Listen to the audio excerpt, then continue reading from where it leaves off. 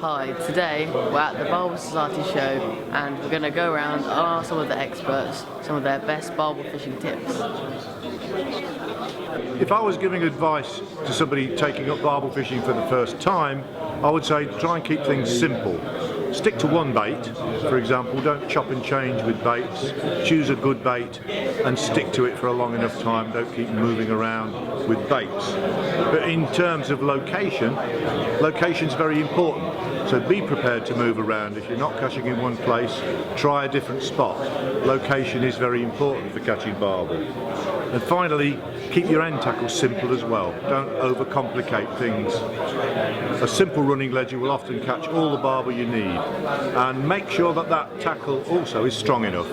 8 pound to 12 pound line is the sort of range you should be looking for.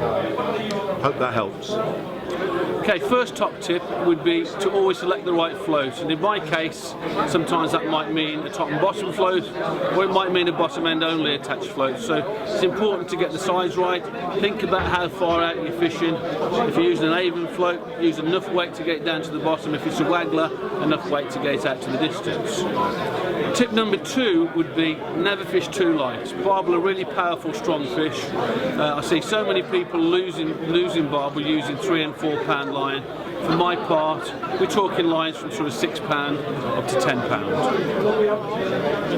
Tip 3, when you're barbel fishing, particularly on big rivers, always make sure you've got enough bait with you. I see people trying to do it with a pint of casters, and a pint of them is just not enough. If you're going to feed a lot of fish, you need a lot of bait because they're hungry. So keep the bait going in, and hopefully you'll catch a big weight at the end of it. Right, here are my 3 top tips for barbel fishing. First up, always find the fish first. It doesn't matter how long it takes. You might spend all day looking and only 10 minutes fishing, but it's never time wasted. You can spend all day fishing a swim with nothing in it. So always get down there, try and find the fish.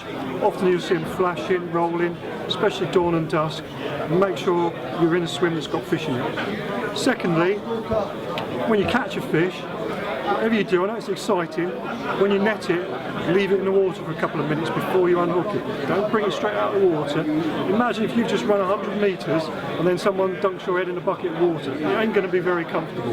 Leave the fish in the net in the edge, let it get its breath back for a couple of minutes, then take it out, unhook it and do the pictures once it's had a chance to recover. Third thing, dead simple little tip. A lot of the time with barbel fishing, carp fishing, all kinds of stuff, you want to try and disguise the tackle as much as you can. And the biggest thing you've got on your rig always is the lead. So get yourself some paste and just wrap a small amount of paste around the lead. Hey presto, you've got some extra attraction and your lead is completely hidden. Job done.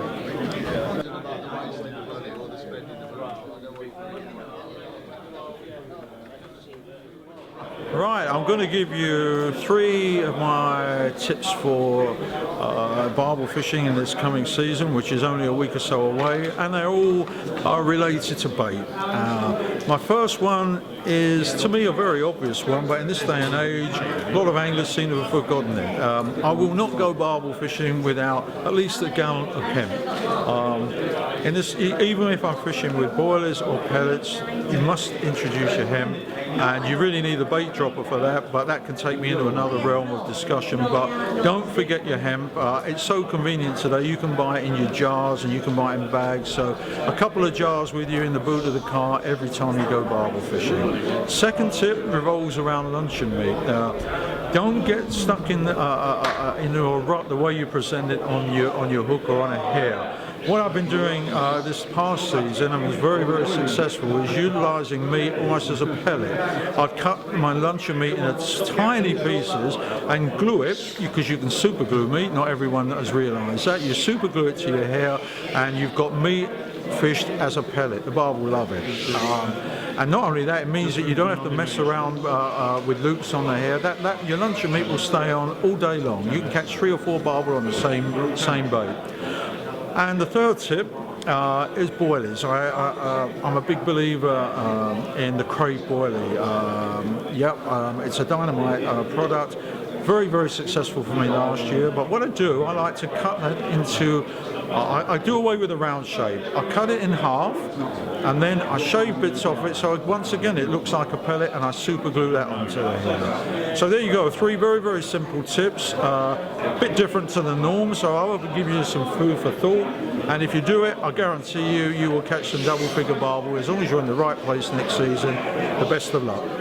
3 top tips for barbel fishing. First one would have to be keep it simple. There's a myriad of things you can use out there for your rigs that'll overcomplicate them. If you get your approach right and you keep your rigs simple, there's less to go wrong, and therefore you maximise your chances of catching the fish.